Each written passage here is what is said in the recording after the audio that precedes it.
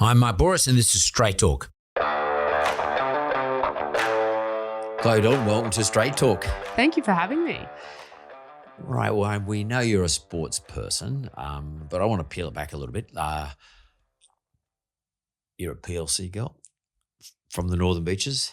Long way to travel to PLC from the Northern Beaches. I know one's up in Pymble and Northern Beaches are sort of that direction, but like how far Northern Beach are we talking about? Manly, or are we talking about Mona Vale or something like that? Mona Vale was the spot. Well, it's not that far from Pymble then, is it? Yeah, it was kind of straight up Mona Vale Road, but there was a big group of us that would jump on the bus pretty early in the morning to get to school on time. Yeah, sort of going inland though. Yeah, it is.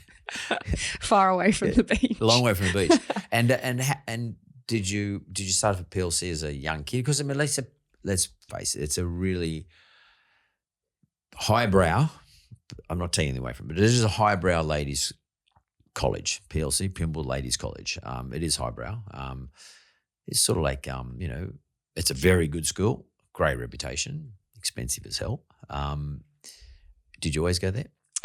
I went to school called Oxford Falls up until year 10. Right. And I loved sport, and I decided that I wanted to be a physio, so I knew that I had to get a pretty good ATAR at that point in time, and Mum and Dad and I had a bit of a chat, and we looked at PLC as the first option. So I went there for year 11 and 12, and it was an interesting experience for me. I'd been at this small co-ed school to go to this school that then had 240 girls in my grade, and it was almost like its own suburb.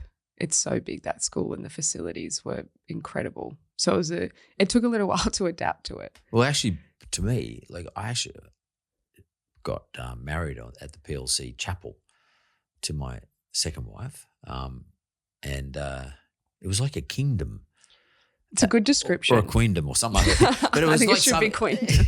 But it was like awe-inspiring joint. Like it was full on. Everything has all the facilities and like nothing I'd ever seen before. Like I'm a kid from West Suburbs. Like to me, seeing something like that, what the hell? Its own church, everything. Was it daunting for you?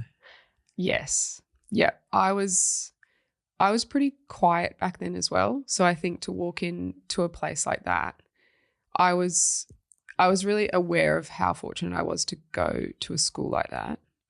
But to walk in and not know anybody at all and to have thousands of girls running around was pretty daunting. I was pretty comfortable once I eventually found my group of friends and people that I connected with. Then I started to feel more settled and got to know people and felt like I was more comfortable at school. But it was, yeah. I don't know about girls, but boys, you've got your gang sort of thing, your mates, and it's a pretty hard thing to pull away from that. How were you? I mean, that was a pretty mature decision. Talk to your parents, want to do physio, become a physiotherapist, as we talk about. Yeah, that's a big deal. It was a big deal. I've probably always been very driven in what I wanted to achieve. And so even with my sport, I was playing basketball at the time. And at Oxford Falls, the school I was at, because it was quite small, there'd be maybe one team for the girls to play basketball. And then I get to PLC and there's 38 girls teams playing basketball. Serious? And it was really cool to see that I went into this environment that was an all-girls school, but sport was something that was a huge part of it. I think growing up as a little kid, sport was often like, when I was in PE, when I was a younger kid at school, I was always playing against the boys. I was ridiculously competitive. And it would just be me against the boys kind of thing. So it was a really cool experience to then see so many girls playing sport. Is that because at the other school, Oxford Falls, is because not many girls are playing sports because they're given the option whether they want to or they don't want to. Whereas at PLC, you've got to play some sport.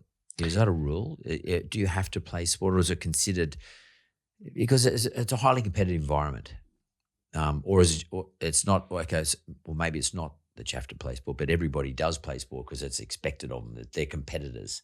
Is that what we're talking about here? Yeah, to be honest, I don't know if there's a rule because I played every sport I could. So I was never in the position of being told you have to play a sport, you know what I mean? But there was definitely an expectation, and it was almost part of the culture of the school, which I really enjoyed. It was everyone did Saturday sport. You went to training at lunch or after school, whatever it was. And even girls who weren't overly sporty or overly talented got involved in it for the social aspects of it too, which I think is lacking probably in a lot of co-ed schools.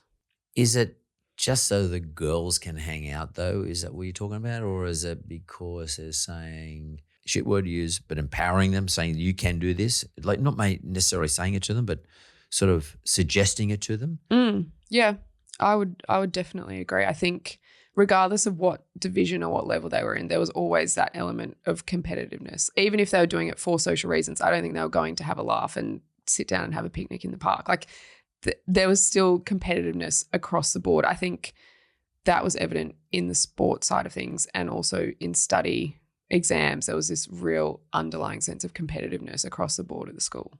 Your parents obviously empowered you as a kid. You know, they gave you that platform to back yourself to go to somewhere like PLC. I mean, did they pay for it or did you win a scholarship? I was on scholarship, on a sports scholarship. But still, they helped you get there and encouraged you to get there, that sort of stuff. So not everybody gets that from their parents, boy or girl, by the way. Once you get to a school like that, though, it's sort of endemic. It's part of the system and you see everybody else doing it. But that's unusual. That's not the normal school. No, it's not. And when I got there, and as I mentioned about the 38 basketball teams, that kind of blew my mind. And I was like, this is really special. Was it intimidating? I don't think it was intimidating. I think it probably took me back to being a little kid. And as a young girl, there were so many things around me that without people saying it out loud, so many different factors and influences. I would go down and watch my younger brother, my older brother play rugby at our local footy club, and there were never any girls playing.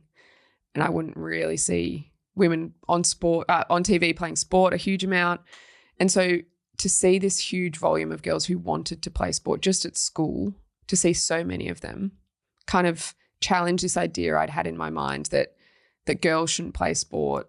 There's never enough girls to play sport. And going back to that idea around me always having to play against the boys, because a lot of girls were in a co-ed school where I was previously, were intimidated by the boys and felt like they had to live up to this idea of sitting on the sideline looking pretty. And cheering. Yeah. Yeah. Whereas you're off to PLC, it's around the other way. I want my brother to come along and my dad, you cheer me. Mm-hmm. Did that form anything within your character, that experience? Me playing against the boys at school as a kid was, I guess, another part of me playing against my brothers in the backyard as a little kid. Like from as young as I can remember, we'd go out in the backyard cricket, touch footy, basketball, whatever it was.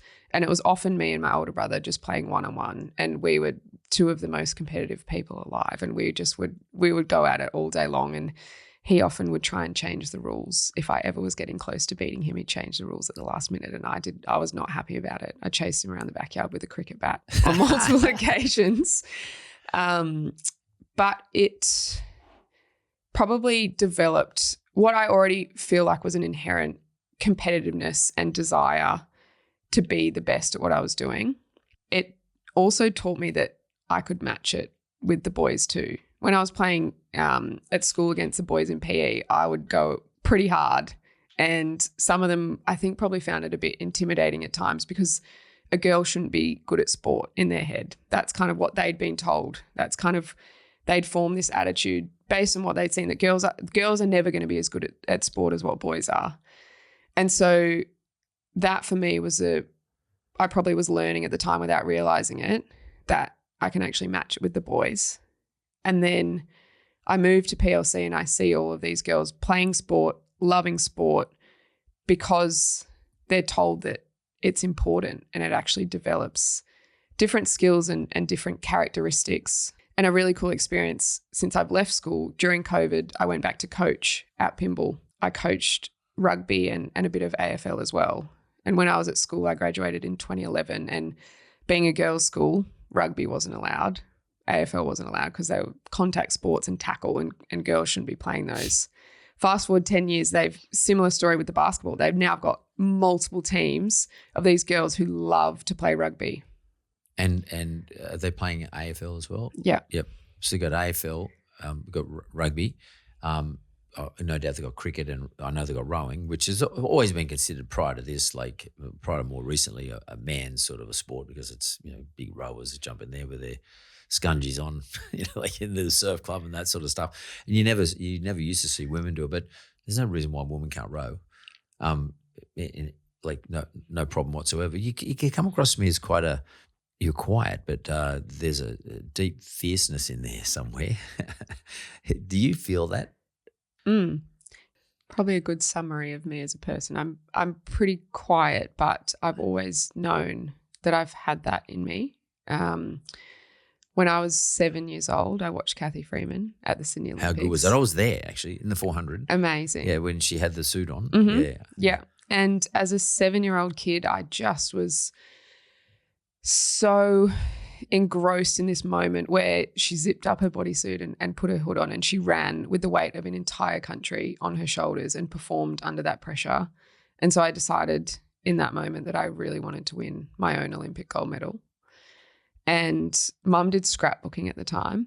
And so she had all the photos and things from cross country and all my different sports. And there's this little piece of cardboard and I wrote on it, my biggest dream is to stand on top of the Olympic podium with a gold medal around my neck, smiling the biggest smile I've ever made.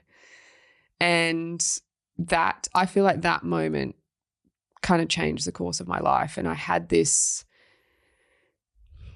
unrelenting desire to get to the Olympic Games and to win a gold medal. And I feel like a lot of the decisions I made, even as a young person, allowed me to get to that point. And with the role of people like my parents who, from the very beginning, believed that I had the ability to do that and gave me the opportunity and put me in situations that allowed me to keep working towards that. Can anybody do that? I've never been asked that before. I don't know if anybody can do it. I think the right person can do it. I think I've got a unique set of skills and characteristics in terms of mental resilience that I've developed over many years. But I also acknowledge how fortunate I was to find myself in situations kind of right place at the right time. So when I made the decision I was playing basketball, when I made the decision to switch to rugby sevens, I went into Google and I typed in list of Olympic sports and I had a look and I saw rugby sevens was going to be in Rio for the first time. So I went across, and at the time, Australian rugby were going out and scouting for athletes from a range of different sports because they wanted to qualify for the Olympics and they wanted to win a gold medal. So as part of this really unique point in time where I could actually come into an elite national program that was catering for people who hadn't played this sport before.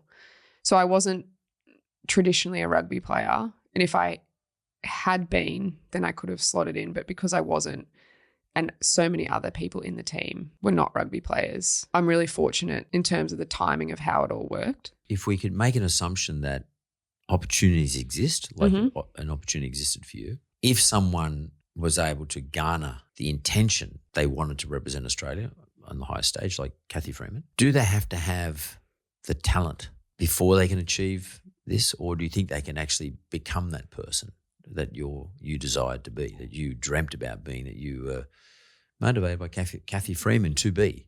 I think you can become that person. I think if you have the right work ethic and the drive to do it, I'm a big believer that you can develop the skills and traits to become that person.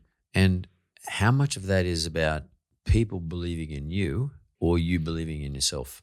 It takes me back to when I was a little kid and I did cross country, and I was pretty good at it. I won the national championships when I was 11 years old, and I went back the following year, qualified for nationals, and flew to Adelaide, I think it was, with Mum as a 12-year-old.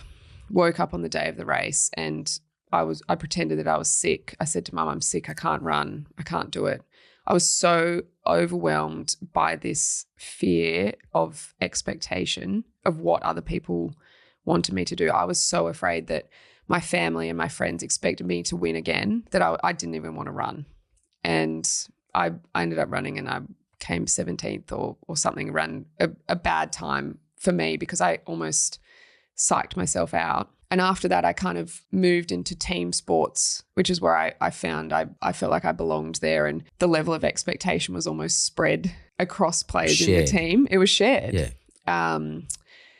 But as I've grown and the more I've played sport, I've come to understand that my biggest driver is my belief in myself. I've played 3 different sports now professionally throughout my career, and I've kind of put myself in the deep end in terms of not even knowing I went and played AFLW. I haven't really watched the game. I didn't even really know the rules. But I have this deep sense of belief in my ability, and I know that I don't like not being good at things. So I know that if I put myself in the situation, I'll do everything I can to be good at it. So the 12-year-old girl there, what changed? So because that's a point where everyone believes in you so much that it becomes pressure. And the belief of everybody else becomes an expectation, and you can easily just slip it a little bit and that expectation becomes overwhelming.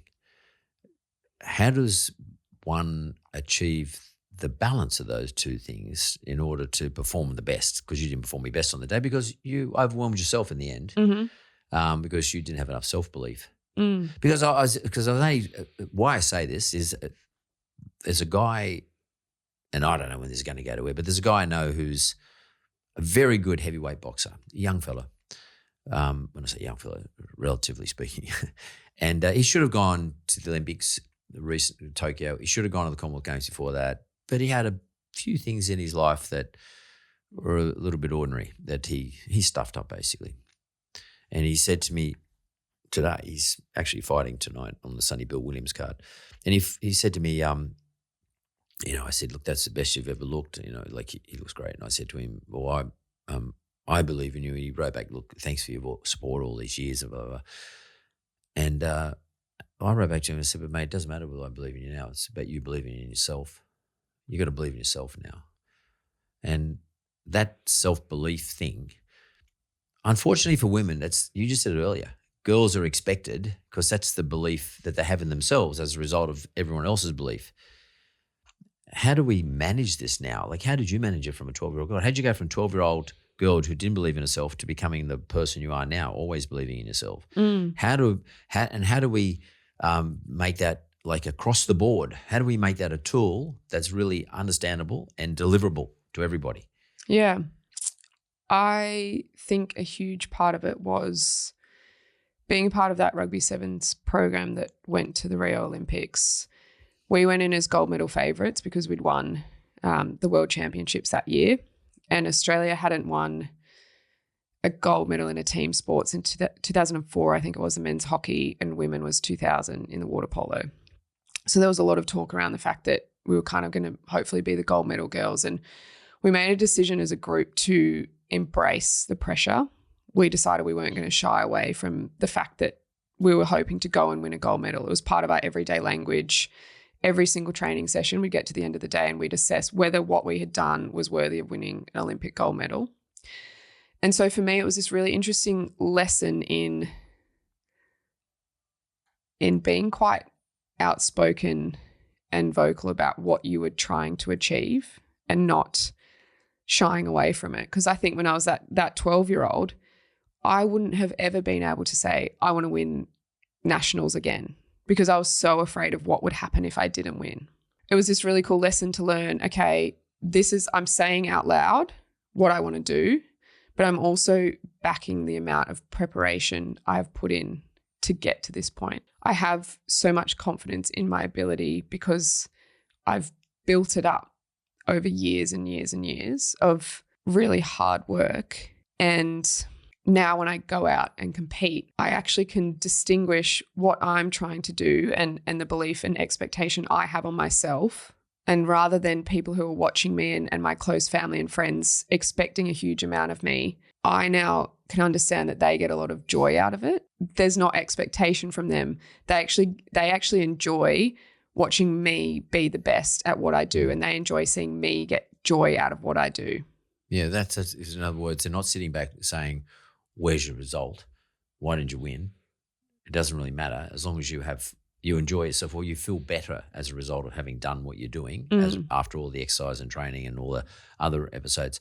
That's quite an interesting analysis for people to understand that it is move it away from expectation to them sort of swimming in my own joy or whatever it is, my own feelings of success, etc. Just by doing the sport. You said something really interesting. You said you go out and talk about it, vocal about what you and the team were doing in terms of training. What does that mean? Do you mean you actually sit around and verbalize it to each other? Where are we going to win this, or we're going to do really well? What does that mean? Yeah, a big part of that as a group with our coaching staff and teammates, we would sit down and actually talk about, we're going to the Olympics to win an Olympic gold medal. We're not going there to win any medal. We're not going there just to compete. And so we had past Olympians come and chat to us. We had Nat Cook, beach volleyballer, come and chat to us and kind of show us her gold medal. And they were really similar. Nat and Kerry Potthast would paint their nails gold. They had things in their bathroom that was gold coloured. They had all of these different elements of reminding themselves. And so we kind of took on board things like that from people who'd been successful in the past. And we then rated our performance each day on that. And every time we'd do an opposition analysis about New Zealand or about France or a team that we were going to play against. One of my favorite things actually to look back on is with my coach at the time. I was the kicker. So after you score a try in rugby sevens, you have to drop kick to convert to get an extra 2 points. And we would set up these scenarios. And so my coach would pick a point on the ground. He'd say, all right, Chloe, you've got to kick it from here. We're against New Zealand in the gold medal match. We're down 19-18. You've got to kick the goal to win the gold medal. And my teammates would then line up in a tunnel around me and make as much noise as they possibly could, distract me as much as they possibly could. And I had to then kick the goal. And it was this really cool way of preparing us for the real pressure. It wasn't nearly as close as what the real pressure of playing an Olympic gold medal match is, but it was a cool way to prepare us. This is what you need to do if you want to go out there and win it. I find it interesting the vocalization of what you are expecting of yourself or what you think you can deliver when you go to the Olympics. And as you said, it's not just vocalization; it's also visualization. Like gold this, gold that. You mentioned Kerry Potter, she'd have the volleyballers, the two volleyballers you mentioned that have things in their home or whatever it is, like stuff to remind them of what their mission is. That single-mindedness is pretty crazy. And you can't do that for a long period of time because, there are other things in your life you have to prioritize. I know that I've interviewed a few boxers. I had George Kambosos here who talked recently about winning all the belts in the lightweight division. And I know he does that. And he does it on Instagram too, by the way. And he's sort of like vocalizing it to an audience, but I always thought to myself, I wonder if he's actually really just telling himself. The vocalization of it was more the collective belief. I know for me as an individual, it made a huge difference because I knew we were all on the same page. I haven't been in another team environment like that where I knew that when we went out there, that every single person who was on the field with me was working towards the exact same goal and had so much confidence in our ability to do it. It was a really unique position to be in. And I think because I had belief in them and I know they felt the same way towards me and every other teammate, it then reinforced this vocalization of we're going to win a gold medal. And that's what we're going out there to do. You're quite a vocal person when it comes to equal pay, for example, in relation to women in sport. It's sort of like a movement to some extent, to me anyway, what I see. Why do you think women haven't been paid equally? I mean, what are the dynamics? What are the inputs as to why women have not been paid equal to what men have been paid in the game of entertainment? That's really what it is. Why do you think that is? I think it's been probably a systemic issue for decades and decades and decades, where if I go back to the example of me being a young kid, I didn't ever really see women on TV. I didn't read about them in the newspaper. I didn't hear any news about women's sport on the radio because there were women playing sport probably at a community level. There were obviously women representing our country at things like the Olympics and world championships, but it wasn't really a big part of our domestic leagues. If you look at rugby league, AFL, soccer, all of those kind of things, they were starting to progress at a lower level. A lot of the time there were decisions being made that actually kept women out of those conversations. So women weren't actually given the ability to compete at that level. We've only seen the professionalism of these women's sporting leagues within the past decade. That's been put in place. I'm now playing in the AFL women's competition, which is still a part-time competition. It's in its 6th year. And girls still have full-time jobs during the day and then go to training and are paid a part-time salary to train between the hours of 5 and 10 p.m. at night, and then we go out and play. We're then compared to male AFL players who've spent their whole lives. If you picture them as a 5 or 6 year old kid, they go through Auskick. If they're talented, then they get selected. They go through academies. They've got access to the best coaches, the best facilities, the best medical staff. And money. Money, all of those things, so that when they actually get to a professional program that's a full-time program, they're paid hundreds of thousands of dollars, they have had throughout their entire life access to all of these things that enables them to then perform to this really elite level.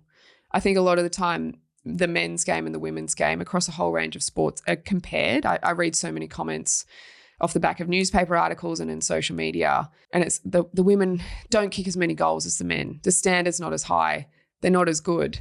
And it doesn't actually really take into account the factors that have led to that point. A really big component of that for me is to allow women to be full-time athletes, to allow them to actually devote themselves to their sport rather than going to work. Some of my teammates are carpenters or landscapers, and they rock up to training already exhausted, physically exhausted, and are then expected to train and compete to this really elite level. It's mismatched. The expectation is mismatched with the level of professionalism and the level of access that these female athletes have had for a really long time. I would say in relation to that, as being on a board of one of the so-called elite rugby league clubs in Australia, the Roosters, and me being there for 20 years, I wish our players were carpenters and did have jobs, because at the end of it, when it's all over, they've got nowhere to go. And in fact, one of the things we insist on is that younger ones, that they must do some other trade or apprenticeship or university or something along those lines. Now we now do that, because I actually think it's unfair that you don't get paid the same amount of money. But at the same time, I think it's a good thing that you could be great if men and women could all have some other job, even if they just spent half a day, 4 or 5 hours or 3 days a week or something doing it. Because we, I think, as spectators who get a bit of big advantage out of the entertainment, we have an obligation, I think, to make sure that they're suited up for the rest of their lives post-sport. Not everyone's going to become a commentator. Not many at all. Yeah, there's only a select few. Totally. And, because, I mean, I was just thinking the NRLW, you're right. There's only 4 teams in it up until recently. There's a couple of teams now. And, the NRL itself never gave us enough money to our club. We're one of the few clubs that had a female team. And we also, it was a budgetary thing because, we're on salary caps and every other damn thing. And, it becomes a money thing. Then all of a sudden you start to allocate, we as a club, we're allocating the money that we had to our elite male players because that's where we're getting most of our revenue from. We're getting it through the people who go to the game. But I don't think there's any real logic why a female athlete is any less interesting to watch than a male athlete, or a female athletic team, footballers or whatever it is any less interesting than a male athletic team to watch. I don't think, personally, I can't see any logic, except it's always been the way. And that's not logic to me. It's always been the way. And I think what you said makes sense. It's a systemic thing. It's a system that was established. And the governing bodies of the system were male, and the governing bodies of the system always have done a certain thing, and they just continue to do a certain thing because, with the greatest respect, they're just too lazy to think about doing something else because it's worked. And, you can draw sponsors and TV rights and all that sort of other stuff. But there's no real logic from a consumer's point of view for me to watch if female rugby union, rugby league, AFL. I'm not really an AFL supporter, so I don't understand. I don't watch AFL much. But cricket, female cricket, I think it's fantastic. Like the Australian cricket side is female, so good, like ridiculously good relative to the rest of the world. It's crazy. I just don't I know swimmers like Dawn Fraser, for example. I saw Dawny the other day. Like, man, what a swimmer! Like, what a competitor! Not only just a great competitor, not only just a great athlete, but an unbelievably interesting person, like fully radical, rebellious, climbing poles and nick flags, and so cool. Like Dawnie's so good, and by the way, survived all the shit. Like just she's 80. She told me she's 84. Like her and I have hung out in Paris one time. We're both at the World Cup soccer final. France was playing Brazil. France won, and neither one of us could get back. We just bumped into each other at the game. We couldn't get back from the stadium back to Paris. All we wanted to do was go and have a drink. And somehow we found another Aussie guy there, and some guy put us in the car, and I sat on her lap. She didn't sit on my lap. I sat on Dawnie's lap. And then when we got into town in Paris, we couldn't find anywhere to get a drink. It was like midnight by the time we got back, and both of us were on the hunt to go and have a drink. And like for me, I don't see any difference. I can't understand the logic as to why great female athletes, whether in a team or individual sports, aren't any more interesting or as interesting as a bloke. Like there's boring females and there's boring blokes. Like Yep. when I'm talking about to me personally. Yeah. There's boring football clubs, male and female. There's boring everything in life. There's boring TV shows. So I don't see any logic why it's not the case. So what the hell is holding us back? There's some, just while you were chatting around that, even the business side of it, right, about the men bringing in more money. The revenue. The revenue side of it. There's really interesting research that's come out. That's what I've loved, is there's now more data and statistics around what's happening with women's sport, which we haven't had in the past because it hasn't really been on TV. It's starting to be on TV now, so there's more broadcast deals and a whole range of things. But there's a company called True North Research, and what they look at is the emotional connection that fans have with sporting teams. And like you mentioned, the Australian women's cricket team, they've topped that list for many years. So have the Matildas. They've done an exceptional job in building their brand and their connection with their fans. After Rio, we were at the top as well, the Australian women's rugby sevens team.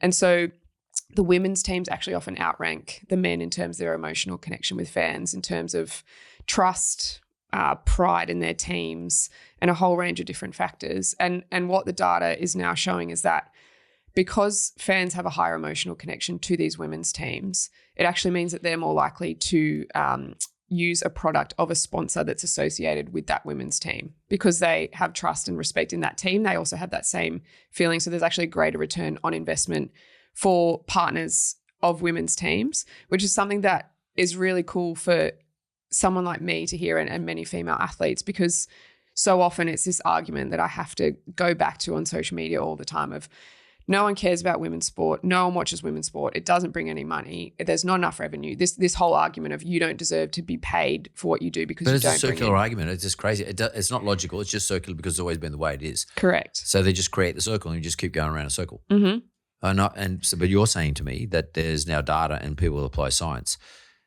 If there's give me the logic. So if you can show me some science, which you've just explained some science off the back of data, that the return on investment ROI for a sponsor in relation to favourite women's teams, for example, argument's sake, like the Matildas or something like that, actually gives me a better return as a sponsor, in which case the revenue numbers will be big for that particular game.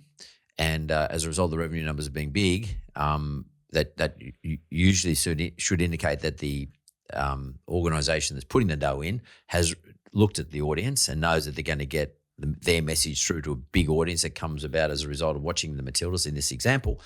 Then why don't the women get paid more money?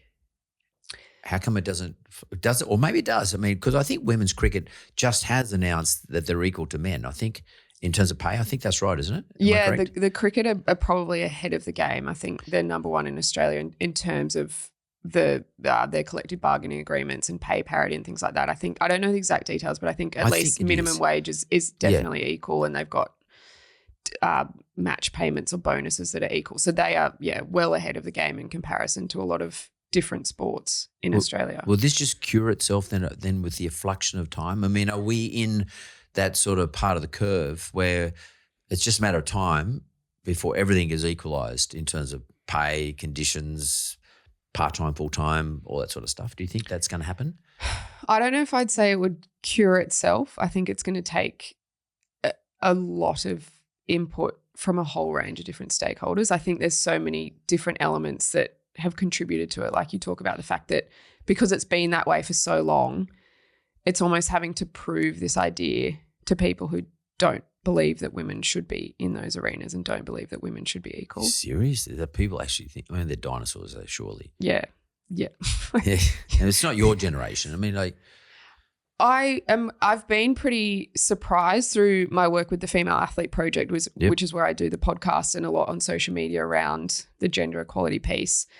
There's sadly a lot of teenage boys who come on and argue that women aren't good at sport. But you mean in the commentaries? Like in the comment sections. Yeah.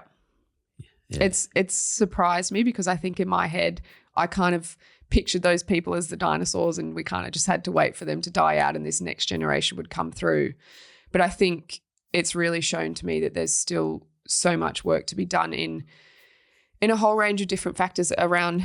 They talk about the fact that by the time kids are 4 or 5 years old, they already start to see men as more powerful and men occupying roles like surgeons or doctors. Politicians. Yeah. Versus the roles of women. And so I think it's a little bit disheartening to see that it's teenage boys making some pretty disgusting comments at times about the role of women. Because I think, unfortunately, it's still this messaging that we see all the time that women are seen as lesser than. It's interesting. Our brain naturally likes to build a story up about ourselves and where we fit into things and where others fit.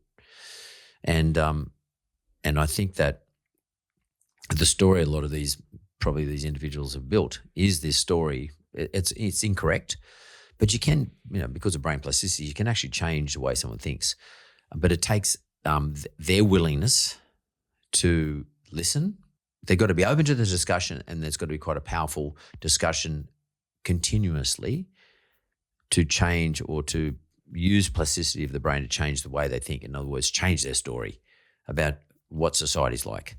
Yeah, I think willingness is the key word to that. Because sometimes it's pretty overwhelming to read like hundreds of comments that I'm trying to monitor across things like this. And Don't fucking read them. Yeah, I know, right? Totally. Yeah. But what I've set out to do is I'm not trying to change the attitudes of these people that are never going to come around to it. I want to create a space where people who already love women's sport can celebrate it and can share it and can chat about their achievements. But I also want to look at these people that are kind of on the fence a little bit, that might not have seen a huge amount of women's sport, might not understand a huge amount about it. And we can kind of start this discussion in a really positive way, not me coming out and being like, women are treated unfairly, this. You don't need to be bolshy. Yeah. It's hey, look at these cool things these women are doing. Look at what they're achieving off the back of being a part-time athlete. Imagine if they were a full-time athlete, what they could achieve. So do you right now just get your own cheerleaders, in other words, your own cheer squads listening to it, or are you being able to break that podcast into broader groups? Yeah, it's actually grown a huge amount, which has been really cool. A lot of that has been through our social channels because I originally started it as a podcast because I wanted the storytelling element to be really powerful. I feel like coming back to that idea around newspaper articles and things, like often if I flick to the back page and look at the sports section, there's not a huge amount of stories about female athletes. So I wanted to start as a podcast to start in that storytelling space. And I think when you hear someone's story, that one of my favorite parts of doing the podcast has been people saying, hey, I listened to this athlete on your podcast, never heard of her before. Now I'm going to watch her in the World Championships in Russia when she competes on TV. And I think that's really cool to get people invested in these athletes' stories that probably for a male athlete, their stories have been spread across every media platform and everyone knows their name, their household names and things like that. But then we also notice there's a real gap in the market around just news and highlights of women's sport as well. I think the US is doing a better job of that now, but I think in Australia, there's a real gap there. So that's why we wanted to start building the content we were creating on our social channels around when someone achieves something, like give people really easy access to that information. And so we've seen really cool growth in that space. And so it's really expanded into much more than just the podcast. Do you think there's some friction or at least maybe reticence of a new audience, because that audience thinks as though the various channels that show women in sport are doing it because that's the thing they should be doing. They should be putting a woman commentator on there, or should be putting women's games on there, or female sports on there. Not that I have come across. I find that one an interesting discussion, because when you look at like diversity quotas and things like that, it's what is the right way to go about it? Do you put it in place so that women are given those opportunities, or people of color are given those opportunities, whatever that looks like? And I don't really know the right answer. I think it probably comes back to providing the pathways and opportunities for them to be given that opportunity in the first place, so that when they get to that level, they're the best person for the job regardless. Yeah. And I think I haven't had a lot of feedback around it being on free to air because that's how it should be. I think what we've started to see, and similar with some of that data that's coming out around broadcast numbers, even if you look at the Australian women's cricket team or the World Cup that they played in at the MCG with 86,000 people in the grandstand, we're starting to see that these games are being put on, and they're also being put on TV, but the numbers are actually growing as well. But do you think that the audience is saying, women cricketers, it's okay, they're just playing cricket. Women playing AFL, well, that's different. Like we should only be men. Because I guess why I'm saying that is because I reckon there'd be people who say that would think, maybe they don't even think, but that there's something going on in their head where AFL being a physical sport, like a combative sort of sport, that only guys can do combat. And what do you think of why do you think we're more interested in men's game than we are women's games in terms of, say, AFL, for example? I mean, what are the characteristics? If you look at it biologically, men are always going to be able to kick further, run faster, jump higher. You'll have some women that are obviously exceptional at those things, but biologically, in terms of testosterone and a whole range of different factors, they're always going to have that edge. I think from a skill level perspective, it'd probably come back to that idea that so many of my teammates were told at the age of 12, you have to stop playing now because you can't play with the boys and we don't have a girls team. So they kind of miss that window until they're 18 years old and then they start playing again. So I think that's going to always be a catch up until it can be full time, and we've had enough time in the system to be elite at those skills and compete, not compete with the men, but get closer to that level of skill that they've got. And I think probably another way that I look at it in terms of why people probably support the men, if I think back to being a little kid, like if I wanted to watch my favorite women's sporting team on TV on every Friday night, Saturday night, probably wouldn't be able to do that. Whereas I imagine, were you a Roosters fan as a kid? Like I imagine you would have been able to support them. It was always them available. Every single weekend. You'd read about them in the paper, the analysis of the game. Access, I think, is a huge part of it. But I reveal something here, but like I love those Viking movies, okay? Viking series on Netflix. I just love them. I think they're fantastic, especially all the combat and everything they have. And what's interesting is in all those series, there are women who actually are more interesting to watch as Vikings and like, in conflict, like I'm talking about, having battles, they're more interesting to watch than the guys. In fact, every one of those women have the same skills as the guys, and you see them, chopping up as many guys as the guys are doing to the guys too. And for me, I think there's no more, even though a man might be bigger, it's not skill that the woman might have, but there's just a way around all that for a female. And I just think it's because we have not used to it. We're not used to watching it. And we don't know who the people are. They're not personalities. We're not saying watching Brad Fittler or, Gordon Tallis because they're household names. We don't have enough household names. But I think that is starting to happen. Certainly in cricket, that's happening. In soccer, that's happening. When we look at Australian women playing in the Australian soccer team, who end up playing for people like Chelsea and that, and scoring goals left, right, and centre, like clubs like that. they become household names, and therefore it makes it much more interesting for me. Equally, if you said to me, "Oh, do you want to go and watch England play?" Well, I don't know. I'm on an England side, male or female, so I'm probably not interested.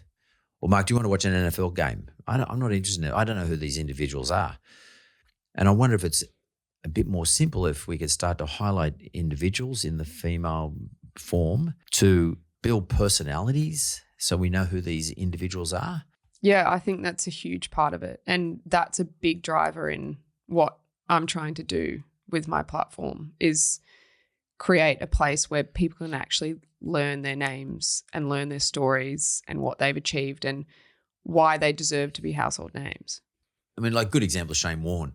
Like, apart from being, a great cricketer, probably the greatest spin ball ever, but he has a big personality. Like, it was something, the dude was out there.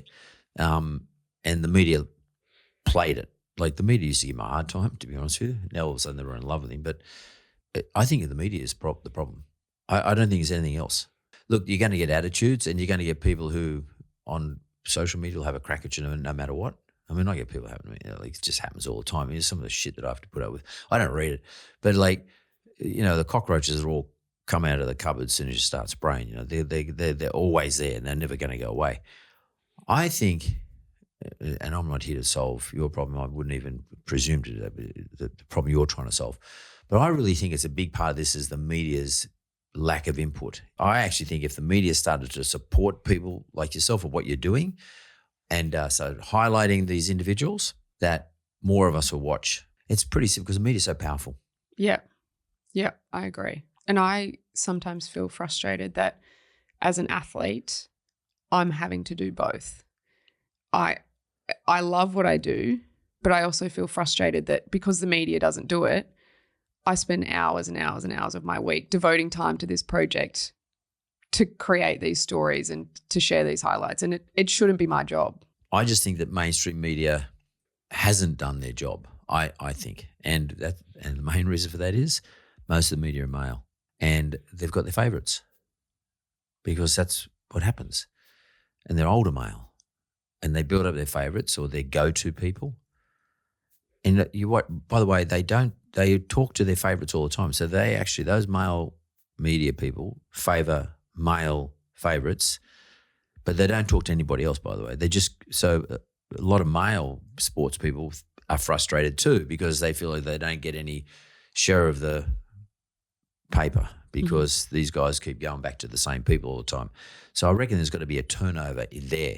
I mean, we need someone like Katie Page to go and start running News Corp and say, hang on, we're going to change the whole venue here. We're going to put a lot more female journalists, not put them in there because, we should have diversity and we should have, a night on Fox once a week where 3 females get up there and talk about rugby league. That's to me, that is so tokenism obvious. I won't watch it.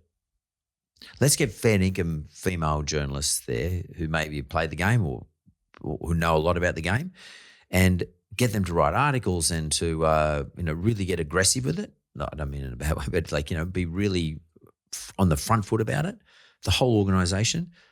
I just think there's too much tokenism. Is that something that you're reflected on? Because it's going to be hard for you to do it as one person, one voice. Yeah, and as you're saying, it's my frustration is with mainstream media, the fact that there's not a lot of coverage in that space. I think if we look at the rugby league example, we're starting to see more women occupying that space, people like Ruan Sims, Alana Ferguson, who does a lot of work in that space on TV, who know a huge amount about the game and they speak really well and I think they do an exceptional job and it's working out. Okay, they're really good at it. And so they then get multiple roles. What's actually happening to support other players or ex-players or journalists who might be exceptional at that to allow them to get experience in that space and to occupy that space so that it's not tokenism. Yeah, because Rowan Sims is a good example. I feel like, I'm not here to be critical of Channel 9 or Fox or whichever one she works for, but I feel like they just call her in, and she was a good rugby league player. She played for us, the Roosters. She's a great rugby league player. She comes from a rugby league family, obviously. She knows her stuff technically. I like listening to her. You know, I like listening to her commentary. She knows what she's talking about. Like similar like the way I like to listen to, you know, like Cooper Cronk. His commentary is sensible to me. I don't see why we shouldn't have more of her and maybe less of the others. And that's going to come from the people at the top, the producers of these shows, who got to let go of this concept that, well, the men who are listening to the show, watching the show, are going to get a bit pissed off if we give them too much female commentary. It's not the case. As long as the commentary is intelligent, makes sense, and comes from someone with reputation, which they have to build, you know, the broadcaster has to build it for them, then there'll be no negative effect. I mean, and I think this can be applied to everything. As I said, maybe I'm slightly different to everybody, but I don't have a logical reason why I don't want to watch a female in sport compared to a male. I just 100% don't have any logic there, other than someone's been made a star. You know, they're a Sonny Bill Williams style person. But there should be female Sonny Bill Williams equivalents too, by the way. Which I think someone like Sam Kerr good example. Is a great example of that. Like she can kick goals from anywhere. Like her athleticism is ridiculous. I've seen her sort of tip herself upside down and the ball's coming, where like just drop her shoulders to the ground and kick the ball like that over the top of her head. And I think, wow, and more, but I still don't see enough about her. I don't see anyone putting a photograph of her on the front page of the Daily Telegraph doing that kick. Like just once a year, if it happens, once in a lifetime, even be nice. And I reckon more people would watch it or look at the Daily Telegraph, and if that was the headline. I have no sense of. I just don't understand it. I don't really understand it. That's why it was a fantastic opportunity for me to get you here today, and you know, doing what you're doing, like your podcast. I think over time, people like you, we need more of those podcasts, not just you, but others similar to yourself. We just need to win the game by outnumbering the mainstream. There just needs to be hundreds of these where we have choices to go and look at hundreds of these things. And the more of you, if you can replicate yourself 100 times over, that's sort of what we need to see. That's pretty hard to do. It's hard to do. Yeah. I'd like to do it. Yeah. But maybe over time, younger girls will see it and they say, look, I can do that. Just like you did, you know, when you walked into PLC when you were 15 or 16 and thought, wow, this is cool. 38 sides, 38 teams of basketballers. I can do that. You know, that's, I think, time, unfortunately, it's going to be very frustrating whilst we wait for the effluxion of time for us to take on, or society, I think, to take on the principle that you're prosecuting really, really hard. I've never really had an opportunity, Chloe, to talk to someone like this publicly. So I appreciate the opportunity, but I've never really had an opportunity to think it through either, like I have been doing today. And you haven't changed my way of thinking. You've helped me find the direction that I would like to be thinking. Maybe I thought instinctively, but now I understand my logic on it. So I guess the more people listen to you, the quicker we'll convert the way we all think. Chloe, thanks very much. Thank you very much for having me. And I really appreciate that. I think, it's the willingness, for your willingness to ask questions and to learn. And from hearing my story, you learn and understand more. And I think it's really powerful. That's 100% the best summary of what just happened. I feel like you interviewed my brain. Good. I'm glad that's what we were here for. Whose podcast is this? Mine or yours? Fuck. Just stealing the mic over here. Cool.